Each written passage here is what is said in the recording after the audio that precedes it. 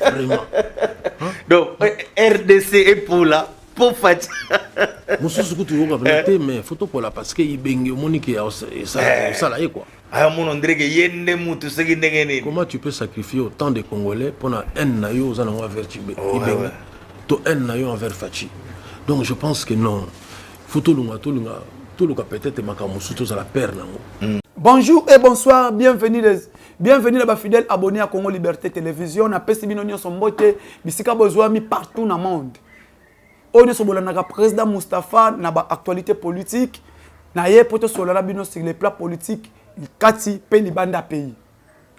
Bande konangai na pesi papa Fulbert Bosselu mbote à partir ya France na pesi na moni maman nangai la réserve maman Ritz Bakanou nous panzu na niveau ya Paris na moni maman Jeanne na niveau Belgique na moni bande konyoso tout obolanda nga na Londres bana manianga tout pangienu Gidi Vava donaza awa oya bino ndeko muke awa pangi abeno baneso boza ba abonné tous les ne Congo partout bozali Chiluba Mukongo Muswahili tous les Congo central tous les ba Congo na pesi bino mbote en même temps to ba tribalité tous les ba Congolais partout bozali parpillé na pesi bino mbote bandeko to yeto solo la awa na baki des sujets to solo la volet économique. Est-ce que VK va stabiliser le taux? Parce que moment tozali inflation est zongi nango. Tozongi sous na 24 500 25 000. Moins d'une semaine awa dollar est qui 21 000.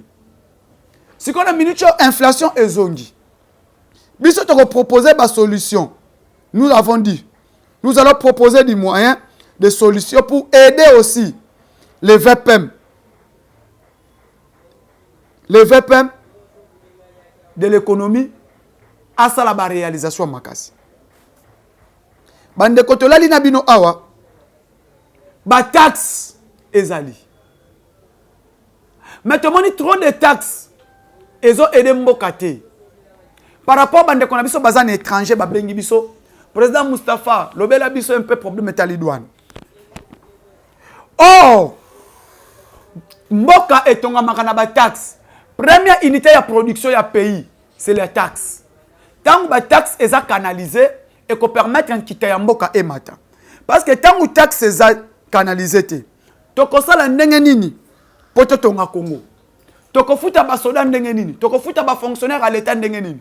Oye permettre qu'un bongo oye kotaka, ba futa ba fonctionnaire à l'état, et zambongo o ba ramasaka na ba taxe. Taxe sur valeur ajoutée, taxe sur l'impôt foncier. Tak na douane tout ne eko permettre mboka emata mais lelo obiso na mboka na biso ve douane na biso ndenge za cher ezoko permettre te ba congolais o bazali banda mboka baya ko investir na mboka parce que douane na biso eza ya komata makasi par rapport ya ba ouest africain par rapport ya ba sénégalais par rapport ya ba ivoirien par rapport ya ba malien par rapport ya ba burkinabé biso douane na biso eza tellement trop cher. Ndé monitina bana mboka bazali banda mboka ba bisi biso ba congolais bino boza bande kona biso boza na mboka bolo bela biso un peu le ministre ya finance Maître Nicolas Kazadi l'argentin congolais le ministre l'un des meilleurs a tale la biso problème ya douane ekita pourtant douane ekokita même biloko oyo ekouta libanda mboka ekozala nini ekozala un peu lésé ekozala kokita. Pendant que douane est élevé, pendant que coût ya douane est likolo, et qu'on permettre mboka na biso ba opérateur économique, ba investisseur bakita, bakima. Mais pendant que maintenant, quelqu'un peut nous envoyer colis moko boya moi muke. Moke boy na douane, ba sengeli yango $200, ba sengeli yango $300. Moke les mêmes colis wana, les mêmes courriers wana. Aucun à Côte d'Ivoire, tu payes $20, aucun à Burkina Faso tu payes $10. Là maintenant nous disons douane ya mboka na biso ezo aider mboka na biso te et avancer. Là maintenant nous faire à l'analyse. Aujourd'hui à faire, je suis fier de notre ministre des Finances qui fait le merveille sur les recettes. Comment collecte-t-on l'impôt? Donc collecter impôt na biso ndengeni. Impôt sur les sociétés qu'on appelle TVA, l'impôt sur les revenus. L'impôt sur les revenus, les taxes d'habitation, taxes foncières, amendées, etc., etc. Il est préféré que chaque territoire ait une structure de centre des impôts. Ces centres doivent être contenus les agents et les inspecteurs de l'impôt. Premier point, autosali. Je pense que vous avez une lecture. Auto proposé à notre VPM, il y a finance. Pardon, notre ministre des Finances. Au sujet, je suis fier d'abord, je suis d'abord fier. Je suis fier de notre ministre des Finances qui fait le merveille sur les recettes. Comment collecte-t-on les impôts?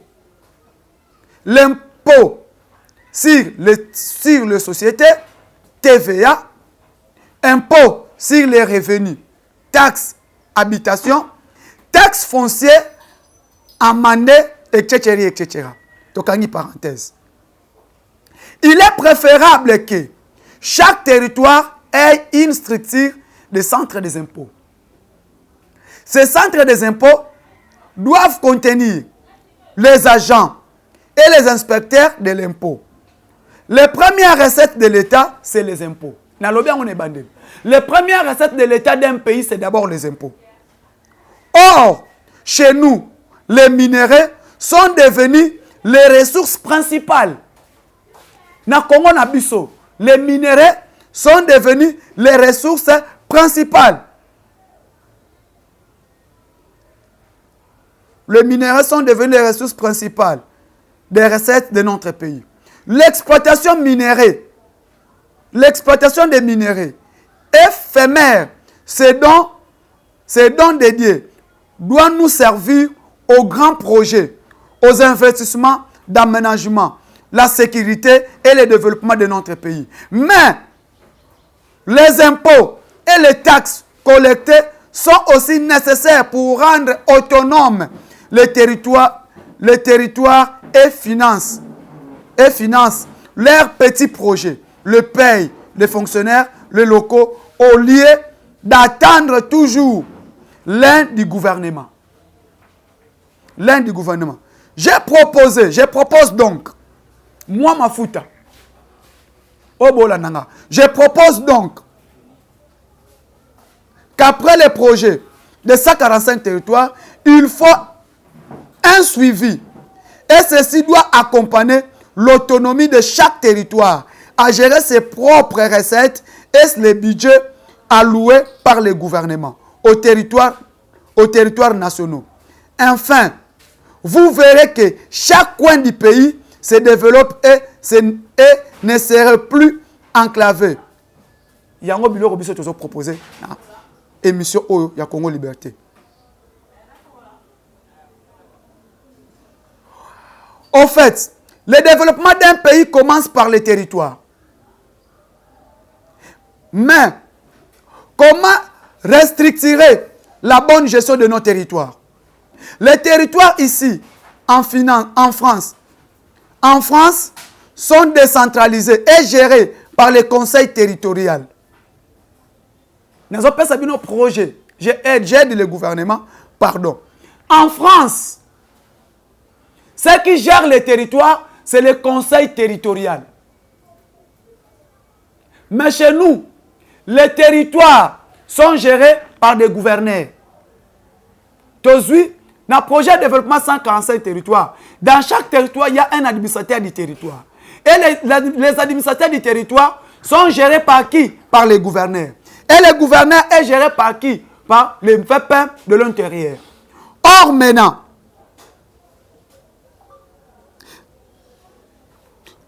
mais comment structurer la bonne gestion de nos territoires? En France, les territoires sont décentralisés et gérés par les conseils territoriaux, les conseillers territoriaux et les bourgmestres et le maire. Ces deux organes délibérants et exécutifs sont lus au suffrage universel direct par la population. Ceci évitera la mauvaise gestion, la fraude, le mécontentement. Par ailleurs, la création des centres des impôts sera nécessaire pour la collecte des recettes de l'État. Le bourgmestre n'a pas le monopole d'utiliser les derniers de l'État pour faire pour des faits propres. Tout doit être délibéré par le conseil territorial. Donc les impôts, impôts n'habillent à l'État. Dans chaque territoire. Il faut conseil territorial. Et ça na autonomie. Il y a que gérer les impôts. Chaque territoire. Il faut mettre les centres. Il y a des impôts. Alandela impôts. Comme nous sommes dans un pouvoir décentralisé et qu'on permettre biso chaque territoire est autonome. Chaque territoire est autonome et ça peut équilibrer. Le lot de vivre vraiment. Dans le programme de développement 145 territoires, le président de la République a mis des moyens. A des moyens pour développer Mbokanabiso par le développement par la base. Donc dans chaque territoire, il faut vraiment y a côté l'élément. Or, et là qu'on ça la province est élément. Et là qu'on ça la province nabiso est la compétitive. Ce sont des impôts. Ceux qui ont impôt nabiso, ils ont bien géré. Ceux qui ont impôt nabiso, comme c'est une première unité, il y a financement et mboka et qu'on permettre mboka tongam. Mais biso na Congo, total la minerai. Total la minerai, ils ont même la biso peut ba conflit et belé. Et là qu'on to lobela ki bandeko, to landela. Premièrement, développement à base, il y a mboka na biso.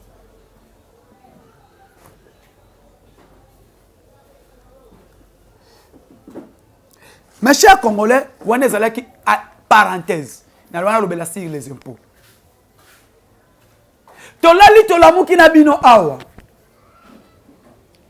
Jeune Afrique et lobby. Jeune Afrique et lobby. Sir Katumbi. Naloba Moïse Katumbi a soustrait ba journaliste. Azwa ba journaliste, azwa bango. Au moment où on a un conflit à musique entre ba warrior na ba gaulois. Et comme ba journaliste à musique il va comme deux camps. Soit tu es warrior, soit tu es gaulois. Mais lelo a sikoyo. Lelo otola litola muki to mona ngone musique. Lelo aussi comme Moïse Katumbi azwa ba chaîne internationale. Presse internationale qui parle que de Moïse Katumbi. Donc presse et le belana kasi Moïse Katumbi. Presse ou nani. Moïse Katumbi a soustrait les journalistes. Les journalistes sont qui sont inconscients. Les journalistes c'est ensemble. Sont des journalistes que j'appelle des journalistes inconscients. Parce que moi na journaliste Aoutina ifasik. Comme mon était.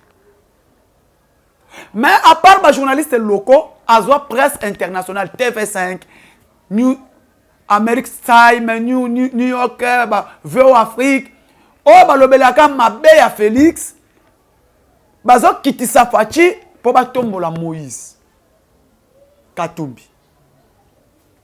Awana kin, Paulette Kimuntu, Peter Tiani, Élisée Odia, Louis France, Papi Tamba, tous sont devenus des journalistes warriors. Ya Katumbi. Donc, après Kanaye, il y a des warriors, il y a des journalistes, il y a Katumbi. On va défendre Kaka Moïse Katumbi. Donc, même Tshisekedi a quitté si Lola. Pour na bango Tshisekedi a kusala kamabe. Donc, pour eux, c'est Katumbi ou rien. Or, maintenant, aujourd'hui, mes chers Congolais, des pères et des mères,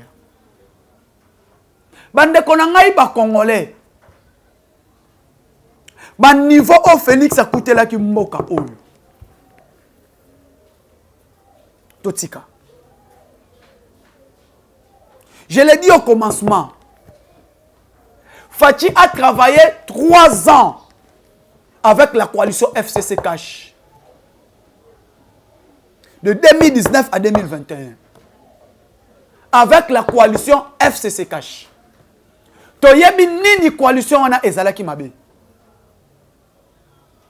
Ce qui Félix azalaki congolais te, il peut accepter qu'on dit qu'on négocie na Kagame.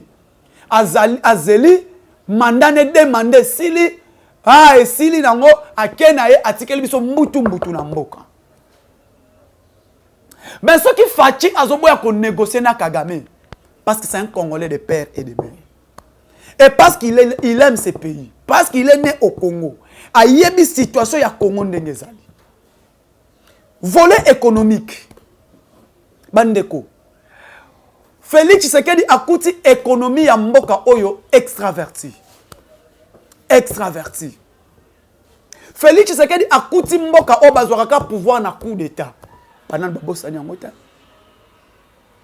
Na coup d'état. Kasavubu était au pouvoir, Mobutu azwa pouvoir par coup d'état. Moussa Laurent Désiré Kabila a côté na pouvoir par coup d'état. Bosani ngota. A beta Mobutu coup d'état, Mobutu akimi Moussa azwi pouvoir. Joseph Kabila a eu pouvoir par il a hérité les pouvoirs. Il est le seul Congolais, les seules personnes au Congo, en Afrique, à hériter le pouvoir. Il a hérité le pouvoir soi-disant de son père. Mais aujourd'hui, tout le monde sait la vérité, la vraie version. Que Kabila n'est pas membre de la famille biologique de Moussa Laurent Désiré Kabila. Kabila n'est pas fils biologique de Moussa Laurent Désiré Kabila. Joseph Kabila a lipasa. Lipasa n'est comme on est Jeannette Kabila. Mais ton moni, na ba dossier na seni, moko a déposé à Botama na Manono, moko a Botama na Ewabora. Ma passa. Moko na 68, moko na 72. Ma passa. Tolobate. Batu basa yelango analyse te. Lelo to lamuki na bino. Joseph Kabila azo ko fêté 52 ans d'âge. Mais ba yebisa biso abotama na 72. Azamo na 52 ans ndengeni. Tolobate. Tomoni Ibrahim Kabila na Laurent Désiré Kabila, le vrai fils de Moussa Laurent Désiré Kabila babimi. Baké déposer candidature na bango ya élection na Manono, na circonscription Manono. Pas na bango. Et Moussa et Etienne Ibrahim Kabila et Laurent Kabila balobeli biso clair. Joseph Kabila azalaka ndeko na bango te babota manete. Ba yana ye adopter ye ko adopter. Toloba te. Ba to bazana 50 francs. Botala. Na biya 50 francs. Muto bando kumba musée na masuwa na boîte wana. Muto bando kumba boîte, c'est le père biologique de Joseph Kabila qui est tanzanien. Joseph Kabila, un Congolais, soi-disant Congolais, ayebi lingala te, ayebi chiluba te, ayebi ka langue nationale congolais moko, kakanini, Swahili. Et il parle quel Swahili? Français ayebi te, mutu abotami na Congo, atangi na Congo, ayeba français te. Toloba te. Mais les Congolais au télémela ndekono Congolo salé mabe. Pourquoi? Parce que dollar est à combattant. Pourquoi? Parce que vie est chère. Donc vie est chère. Le lozolo de la vie est chère pour Tshisekedi. C'est lui qui était étranger ici. Personne a tellement l'obélé vie est chère. À coût de $10, na valeur il y a 3000, ce qui 2500. Alors on a pouvoir à $10 na valeur à 17400. Au tikala koyebi c'était que vie est chère. Mais aujourd'hui parce que tu es malmené, parce que ba manipulé yo, pas moutoisa étranger, aux autres ba vie est chère. Or aujourd'hui actuellement, crise est mondiale. Crise est mondiale. Aujourd'hui les Congolais cherchent à atteindre un paradis social dans un désert économique. Vous voulez que Tshisekedi nous donne à manger dans un désert économique? Vous demandez à Tshisekedi à manger, tu oublies que Tshisekedi a travaillé 3 ans avec la coalition FCC Cash. C'est la constitution qui nous a imposé d'accepter de coaliser avec Kabila. On a coalisé ensemble pour que la paix, parce que Tolinga Kinde Kimia, nous avons accepté que Tshisekedi abanda mandat na Kabila, na coalition, parce que Tolinga Kimia na mboka. Soki Tolinga ki pe Kimia te, toangi to amourir, mais oko s'amourir ndengenini, azana majorité, azana armée, azana justice. Nini bolinga ki to sala? Il faut accepter d'aller avec lui dans la mesure il y a Corbeau et les renards. Nous avons accepté la coalition. 3 ans. Kabila a géré la primature. Batouné bazui primature, bazui Assemblée nationale, bazala qui n'a armée, bazala qui n'a tout. Mais aujourd'hui, conscience est oui, même na basoda na biso. Aujourd'hui, l'armée congolaise te lobby, non. Armée ezalaka ya mututé, la police ezalaka ya mututé, justice ezalaka ya mututé. La justice est indépendante. To bandi ko bongisa pouvoir avec l'inspection générale des finances. Fachi azongi seli inspection générale des finances pouvoir na. Atiki ba magistrat libre parce que la justice est indépendante. Armée ezalaka politique. Tu travailles na bango pendant 3 ans. Ton moni ça ne va pas. Ton kati coalition FCC cache. Sama Lukonde est arrivé dans 2 ans, 1 année et demie. Sama vient à relever Bijamboka. Sama vient à organiser francophonie. Sama vient te restaurer. Te tient état de siège. État de siège dans Nord Kivu na Ituri. C'est l'état de siège qui nous amène tous ces problèmes que nous avons aujourd'hui. Ce qui ont dit Batouana Bazo Télémela. Tu sais qu'elle doit partir. Tout ça. Non. Côté Rwanda, côté Burundi. Ça sous à que la coalition na Kagame. Parce que Kagame a maintenant devant le marteau, elle incline. Qui ne savent pas aujourd'hui que Sassou Nguesso est un dictateur. Qui ne savent pas aujourd'hui que Kabila Banako dirigeait le corps de Pio Adam. Pas Kagame et Museveni. Depuis Tshisekedi Aya a état de siège. B'intérêt tout aux Ezalaki à Rwanda. B'intérêt tout aux Ezalaki à Uganda. Eza souté. Lelo Obobo Sani. Ça fait quelques jours passés à. Batu bazoye basouté. Museveni a autant qu'on sa révélation mututu alandaki. Que Kabila n'est pas seulement autorité du FCC, n'est pas seulement autorité morale du FCC, il est aussi autorité morale des ADF Nalou. Ba ADF Nalitoul. Ba bomi combien de Congolais? Ba ADF Nalou, Nalituri. Ba bomi combien de Congolais? Ba tuboyebi.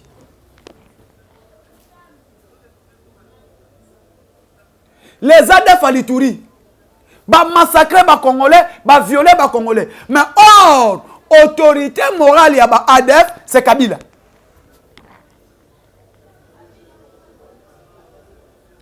Bah ADF, bah violer bah maman na biso na mboko, na Ituri. Bah bloquer route nationale numéro 4. Irumu Mahagi. Irumu Beni. Irumu Bunia, route wana ba ADF ba bloqué combien d'années? Il faut aujourd'hui état de siège avec lieutenant général Luboya Kasha Majoli à Fongola route wana. De Irumu à Bunia. Merci beaucoup, monsieur le général, le gouverneur militaire Luboya Kasha Majoli. Irumu ba nettoyer, FARDC a popoli ba ADF na luna Irumu. FARDC a poupoli ba ADF na luna Mahagi.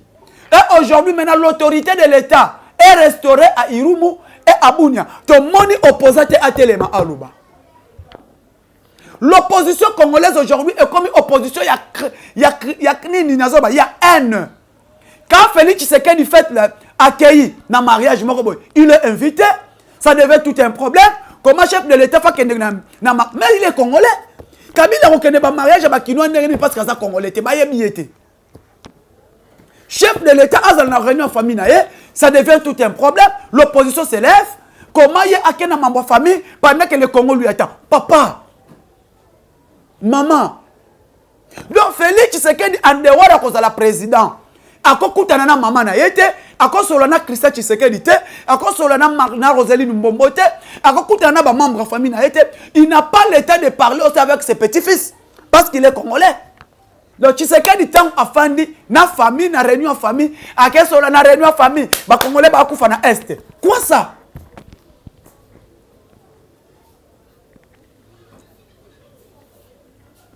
Tshisekedi appelle sa maman Denise Mbote. Moi, bisous, parce que c'est sa femme, les Congolais s'élèvent. Oh non! ayambi mwasi na ye kuna batu bakufa na est. C'est quoi ça? Kedi apesa mwasi ne bisou, ba congolais ba telemi. Oh non, apesi ye bisou ya litama en plein air. Pourquoi? Oh! Ayamba mwasi na ye, ça devient un problème. Mais oh yazala qui n'a pouvoir. C'est un incompétent. Ayamba qui ne m'embona te. Lelo oyo, ben fort tu sais que les autres conjugués na est pour restaurer l'autorité de l'État. Kabila l'a fait. Vous étiez au pouvoir, vous les FCC, avec Katumbi. Parce que les binomi balait deux personnes, coalition wana, Katumbi et Kabila, vous n'êtes pas des Congolais. Parce que ceux qui vous allez qui sont Congolais, problème à est, c'est que si là. Tu sais que y a awa, na pouvoir à Bamobondo, Bakomi libiso awa na coin awa. Bamobondo awa. Comme tout le monde s'élève. Mobondo. Mais qui soutient les Mobondo là? C'est Sassou Nguesso, Kagame, y compris vous les kabylistes. Parce que la communauté internationale a créé un balamoka salaboy. Donc, il faut en soustraire Bino pour créer l'insécurité. Bazouli, bisa bacheli biso génie bravo. Il y a ben compétent à mouta dirigeant colonel Mokoboy. Complice na général Kassongo, toye bien moi. Balouki même un major dans kati ya la police. Mais c'est le président, soyez prudent. Colonel ya génie bravo, faut l'ongolaye. Mais c'est Blaise Kilimbalimba.